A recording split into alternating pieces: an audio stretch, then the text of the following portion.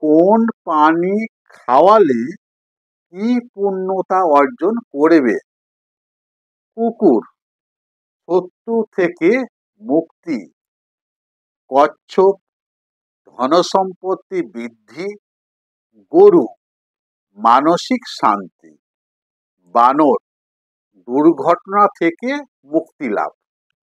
মাছ, অর্থ প্রাপ্তি। হাতি, ঐশ্বর্য প্রাপ্তি। পিঁপড়ে, কর্মের সাফল্য ও বাধা দূরীকরণ। বিড়াল, পরিবারের শান্তি।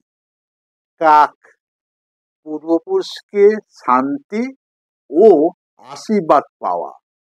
গর্ভবতী গরু, ভবিষ্যৎ প্রজন্মের মঙ্গল সাধনা করা। ধন্যবাদ। জয় মা কামাখ্যা।